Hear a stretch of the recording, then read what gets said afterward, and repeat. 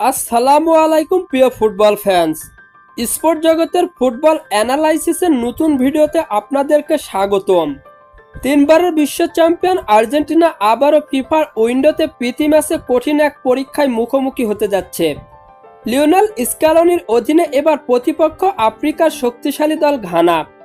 নতুন পরিকল্পনা ও তরুণদের যাচাই করতে এই ম্যাচকে বেশ গুরুত্ব দিচ্ছে আর্জেন্টিনা। অন্যদিকে শক্তিশালী প্রতিপক্ষকে হারিয়ে নিজেদের সামর্থ্যের প্রমাণ দিতে চাইবে ঘানাও। তাই শুরু থেকে জমে উঠতে পারে দুই দলের এক হাই ভোল্টেজ লড়াই। তাই আজ এই ভিডিওতে আলোচনা করব দুই দলের ম্যাচটি কবে অনুষ্ঠিত হবে এবং এই ম্যাচটিতে কে এগিয়ে।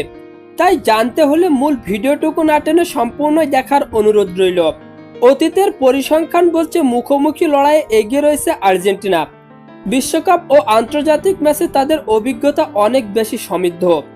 বল দখল, আক্রমণ ভাগ এবং রক্ষণ সব বিভাগেই ধারাবাহিক পারফরমেন্স দেখিয়েছে আলবিসেলেস্তেরা। তবে গতি, শক্তি এবং শারীরিক ফুটবল ঘানা সবসময় ভয়ঙ্কর প্রতিপক্ষ। একটি ভুলই বদলে দিতে পারে পুরো ম্যাচের চিত্র। ফিফা র্যাঙ্কিংও দুই দলের মধ্যে রয়েছে স্পষ্ট ব্যবধান। আর্জেন্টিনা বর্তমানে ফিফা র্যাঙ্কিংয়ে 2 নম্বরে অবস্থান করছে, অন্যদিকে ঘানা রয়েছে 65 নম্বর অবস্থানে।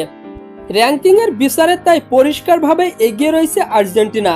তবে ম্যাচের লড়াইয়ে র্যাঙ্কিং সবসময় শেষ কথা বলে না, তাই আর্জেন্টিনাকে খেলতে হবে পুরো শক্তি নিয়ে। আর্জেন্টিনার স্কোয়াডে থাকছে লিওনেল মেসি, লাউতারো মার্টিনেজ ও জুলিয়ান আলভারেজের মতো তারকারা। মিডফিল্ডে ভরসা Enzo Fernandez, Alexis Mac Allister ও রড্রিগো ডিপল। রক্ষণভাগে থাকবেন ক্রিস্টিয়ান রোমেরো আর গোলবার সামলাবেন এমিলিয়ানো মার্টিনেজ।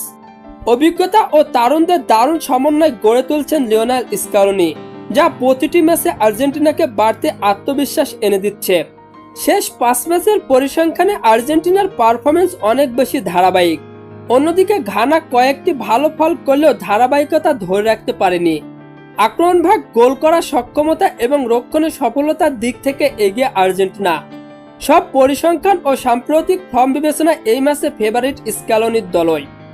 তবে এই ম্যাচটি কবে অনুষ্ঠিত হবে তার আনুষ্ঠানিক এখনো ঘোষণা হয়নি। তবে জানা গেছে অক্টোবরের শেষে বা নভেম্বরের শুরুতে ম্যাচটি মাঠে গড়াতে পারে। আর হ্যাঁ, ফুটবলের সকল আপকামিং ম্যাচ শিডিউলের সকল নিউজ এবং আপডেট পেতে আমার চ্যানেলটি সাবস্ক্রাইব করে পাশেই থাকবেন। ধন্যবাদ সবাইকে।